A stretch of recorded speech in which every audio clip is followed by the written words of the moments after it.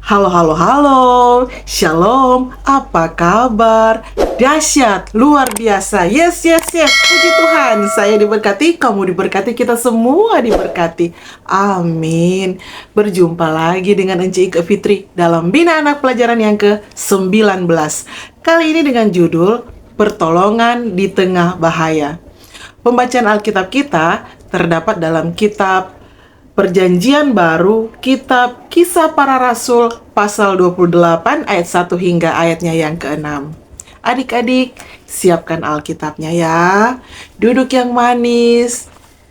Kita akan berdoa memohon pimpinan kuasa Roh Kudus Tuhan. Kunci tangan, tutup mata, tunduk kepala, kita berdoa. Tuhan Yesus, sahabat anak-anak, terima kasih Tuhan, kami mengucap syukur untuk semua cinta kasih Tuhan dalam kehidupan kami. Kami boleh ada sebagaimana kami ada, semua karena anugerah-Mu Tuhan. Terima kasih, saat ini kami akan belajar lagi tentang pribadi-Mu. Kami mohon urapan Roh Kudus bagi kami, sehingga apa yang mau disampaikan oleh Enci Ike Fitri boleh dipahami, boleh dimengerti, bahkan kami Tuhan boleh menjadi pelaku firman-Mu. Tolong hamba-Mu Enci Ike boleh menyampaikan seturut dengan kehendak-Mu, dan hanya nama Tuhan Yesus Kristus yang dimuliakan. Sambil kami mohon ampun atas salah dosa yang kami perbuat melawan kehendak-Mu. Hanya di dalam nama Tuhan Yesus kami berdoa. Terima kasih Tuhan. Haleluya. Amin. Nah, adik-adik sudah siapkan Alkitabnya. Kita akan baca bersama-sama dalam kitab Kisah Para Rasul pasal 28 ayat 1 hingga ayat yang ke-6. Dengan judul Paulus di Malta. Kita mulai ya adik-adik. Setelah kami tiba dengan selamat di pantai, barulah kami tahu bahwa daratan itu adalah Pulau Malta. Penduduk pulau itu sangat ramah terhadap kami. Mereka menyalakan api besar dan mengajak kami semua ke situ, karena telah mulai hujan dan hawanya dingin. Ketika Paulus memungut seberkas ranting-ranting dan meletakkannya di atas api, keluarlah seekor ular beludak karena panasnya api itu, lalu menggigit tangannya. Ketika orang-orang itu melihat ular itu terpaut pada tangan Paulus, mereka berkata seorang kepada yang lain, "Orang ini sudah pasti seorang pembunuh, sebab meskipun ia telah luput dari laut, ia tidak dibiarkan hidup oleh Dewi Keadilan." Tetapi Paulus mengibaskan ular itu ke dalam api, dan ia sama sekali tidak menderita sesuatu. Namun, mereka menyangka bahwa ia akan bengkak atau akan mati rebah. Seketika itu juga, tetapi sesudah lama menanti-nanti, mereka melihat bahwa tidak ada apa-apa yang terjadi padanya. Maka sebaliknya, mereka berpendapat bahwa ia seorang dewa. Demikian pembacaan Alkitab kita saat ini. Yang berbahagia ialah mereka yang mau membaca, memelihara firman Tuhan, merenungkan firman Tuhan, bahkan melakukannya di dalam kehidupan senantiasa. Nah, adik-adik yang dikasihi dalam Tuhan kita Yesus Kristus, Enci Ike Musapa. Halo, apa kabar adik-adik yang ada di rumah? Enci berdoa semoga semua dalam tubuh yang sehat, kuat, dan diberkati Tuhan ya. Kalaupun ada yang kurang sehat atau yang sakit, semoga cepat sembuh. Tuhan Yesus menjamah, Tuhan menyembuhkan, Tuhan memulihkan. Kesehatan dan kekuatan yang Tuhan ada kasih, pakai untuk berkarya bagi Tuhan. Kalau Tuhan suka kasih sembuh, pakai itu untuk pergi ke ibadah, di rumah gereja, di pondok gembira, berjumpa dengan teman-teman, ya. Boleh begitu adik-adik, sehingga apa yang Tuhan beri itu terang pakai untuk memuliakan Tuhan. Amin. Nah, adik-adik yang diberkati Tuhan, Enci akan bercerita seorang pemberani yang telah mengalami petualangan yang banyak dan seru tentunya. Bahkan lebih mendebarkan, tetapi sepanjang petualangannya bersama Tuhan, ini Paulus selalu memperoleh perlindungan dari Tuhan. Yuk adik-adik, kita dengarkan cerita tentang Bapak Paulus atau Rasul Paulus. Adik-adik, siapa yang pernah dengar itu nama Paulus? Ada? Ada yang kenal nama Paulus? Adik-adik yang dikasihi dalam Tuhan kita Yesus Kristus, Bapak Paulus adalah seorang tahanan penjara. Ya, karena dakwaan yang dituduhkan kepadanya saat Paulus menjadi pengikut Kristus. Nah, adik-adik, kalau tahanan tempatnya di mana? Ayo, ya, tahanan itu tempatnya di di penjara. Berarti dia ada melakukan kesalahan ya adik-adik, sehingga ia di penjara.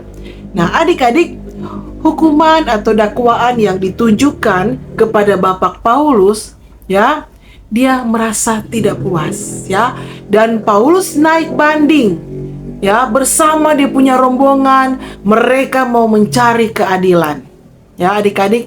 Nah, ketika rombongan dari Bapak Paulus ini, mereka melakukan perjalanan yang jauh dengan kapal laut menuju ke Roma. Tiba-tiba di tengah laut datanglah ini ombak yang besar. Ya, biasa dalam perjalanan, ya, kalau menggunakan kapal laut, bila berombak, dia berombak tinggi, angin berhembus kencang, kapal mereka bergoyang ke kiri, bergoyang ke kanan. Nah, Encik mau tanya di sini, siapa di sini adik-adik yang pernah naik kapal laut? Siapa ada? Pergi di mana adik-adik? Jakarta atau ke Sangir? Pasti yang pernah naik kapal laut, kalau hujan, kadangkala ada badai, pernah merasakan itu ombak kencang toh? Nah, adik-adik, tiba-tiba itu kapal yang mereka tumpangi karam di tengah laut, ya. Kandas di tengah laut. Untungnya Tuhan menjaga Paulus dan DP rombongan, DP teman-teman, sehingga mereka berhasil mencapai itu daratan. Ternyata mereka tiba di sebuah pulau yang bernama apa adik-adik? Ya, pulau yang bernama Malta. Sama-sama kita sebutkan Malta. M-A-L-T-A. Wah, beruntung sekali ya adik-adik, karena penduduk Malta ini sangat ramah dan menyambut baik rombongan dari Pak Paulus. Mereka langsung menyalakan api, ya, untuk menghangatkan ini Paulus dan rombongannya yang sok kedinginan adik-adik, ya. Nah, Paulus pun ikut membantu dengan mengumpulkan ini ranting-ranting kayu untuk menjaga supaya itu api apa? Tetap menyala, ya. Tetapi apa yang terjadi? Ketika ini Bapak Paulus meletakkan ini ranting ke dalam api, tiba-tiba ada sesuatu yang mengejutkan terjadi. Seekor ular beludak, ular itu langsung menggigit, atau dia teto itu Bapak Paulus punya tangan adik-adik. Siapa sini yang pernah lihat orang dia tangan digigit ular? Ada adik-adik yang pernah lihat? Atau adik-adik yang pernah digigit ular? Jangan ya adik-adik. Semoga tidak terjadi adik-adik. Nah, adik-adik, yang namanya ular beludak berarti itu ular yang berbisa. Ya, kalau ular berbisa berarti dia beracun adik-adik. Ya, karena itu ular beludak. Kalau orang bilang mungkin dia sejenis ular kobra. Ya, seperti itu. Kalau misalkan itu ular kobra, bagigi atau bateto di tangan atau di kaki, kalau tidak ada penanganan yang tepat, pasti bisa mati adik-adik, ya. Karena itu DP racun ular itu cepat menyebar, ya. Nah, tetapi Paulus dia adalah orang yang takut akan Tuhan. Dia adalah orang yang mengasihi Tuhan, orang yang dengar-dengaran Pak Tuhan. Nah, adik-adik, orang-orang yang ada lihat ini Paulus, saat ular ada teto, ada gigi, orang-orang yang melihat, orang jadi panik. Mereka berpikir bahwa, mungkin ini orang orang jahat toh dia. Kan? Mungkin karena biarlah dia selamat dari laut, tetapi dia kena bahaya lagi di darat. Ular ada gigi. Ini penduduk pulau Malta, orang kurang ada tunggu-tunggu dengan cemas. Orang pikir ini Paulus so terluka, kong so mati. Ya, seperti itu. Karena dong tahu ini ular berbisa yang ada gigit adik-adik. Ya, tapi apa yang terjadi sama Rasul Paulus? Ya adik-adik, tidak terjadi apa-apa. Tidak ada rasa sakit. Paulus tetap tenang. Tuhan mengasihi. Tuhan yang Maha Penyayang, Tuhan yang berkuasa, ada jaga itu Bapak Paulus. Nah adik-adik, kalau orang disayang Tuhan, karena orang ini dengar-dengaran, dia ini anak manis, Tuhan pasti mengasihi, Tuhan pasti melindungi, ya. Tuhan pasti sayang apabila anak-anak setia kepada Tuhan, ya. Pasti Tuhan Yesus bela. Tuhan pasti lindungi. Tuhan yang nak mau bikin malu, ya. Itu anak-anak sama dengan Tuhan ada lindungi ini, Bapak Paulus, ya. Tuhan ada jaga di laut, Tuhan ada jaga di darat lagi, Tuhan ada jaga, ya. Jadi karena ini Paulus mengasihi Tuhan.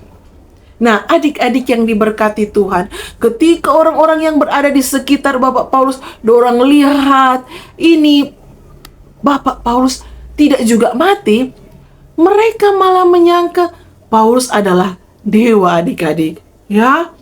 Karena itu ular sugigi, dia tidak mati. Padahal Paulus dijaga dan dilindungi oleh Tuhan.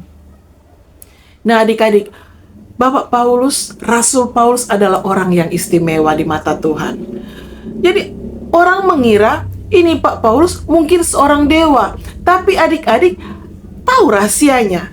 Ya, karena Tuhan melindungi Paulus bukan karena keistimewaannya saja, tetapi karena kuasa Tuhan yang luar biasa dan kuasanya telah melindungi Paulus dari bahaya. Ya, sungguh ajaib Tuhan kita.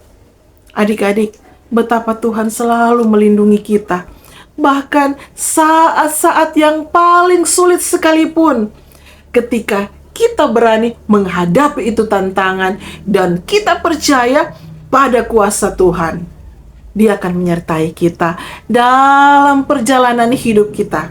Ya, kalau adik-adik orangnya ramah, baik kepada orang lain, ya, menjadi berkat bagi orang lain, kebaikan yang adik-adik ada tabur akan berbalik pada diri adik-adik juga, ya. Atas izin Tuhan di saat-saat sulit, seperti pada waktu Paulus selamat dari gigitan ular, ya, ular yang berbisa, penduduk Pulau Malta melihat keajaiban Tuhan yang nyata, ya. Tuhan menunjukkan bahwa Tuhan dapat memakai siapa saja, termasuk adik-adik yang ada di rumah, untuk memperlihatkan, untuk mempertontonkan kebaikan dan kemahakuasaan Tuhan kepada orang lain, ya. Tetaplah selalu percaya pada Tuhan, karena Ia setia melindungi kita.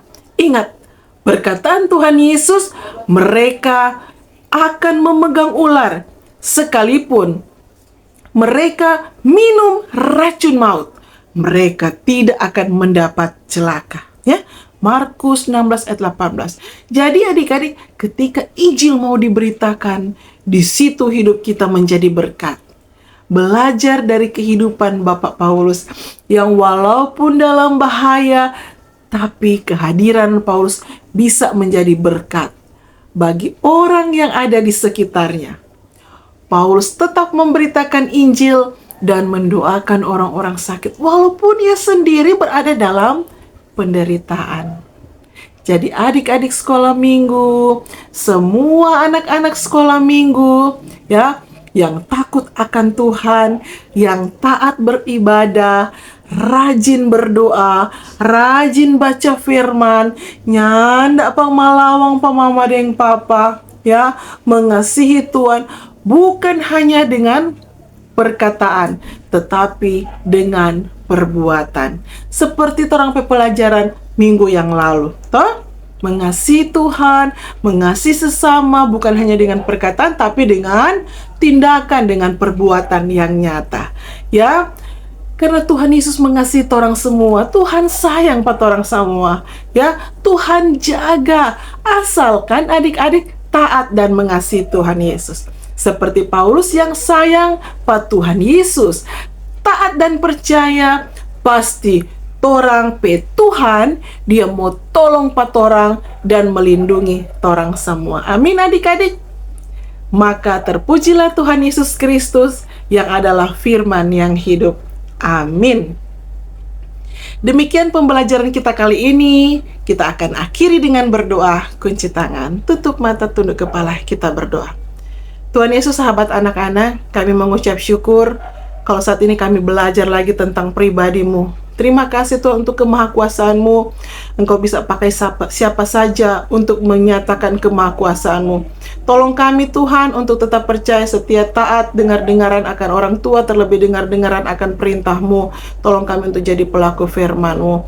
Dan Engkau memberkati hamba-Mu Enci Ike Fitri untuk tetap menyampaikan pembelajaran demi pembelajaran seturut kehendak-Mu. Berkati masa depan anak-anak ini bersama keluarga orang tua. Biar kiranya Tuhan, kami boleh menjadi alat Tuhan masa sekarang dan akan datang, dan terus memuliakan Tuhan dalam kehidupan kami. Terima kasih Tuhan, ini doa syukur kami dalam nama Tuhan Yesus Kristus kami berdoa. Haleluya.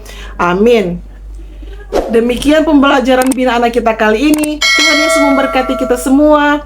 Terima kasih Enci Ike sampaikan. Bagi semua yang selalu mendukung YouTube channel ini, jangan lupa like, share, dan banyak jiwa-jiwa kiranya boleh diberkati dengan pembelajaran yang ada. Sekali lagi terima kasih, Tuhan Yesus memberkati. Sampai jumpa pada pembelajaran minggu yang akan datang. Shalom, sampai jumpa, dadah.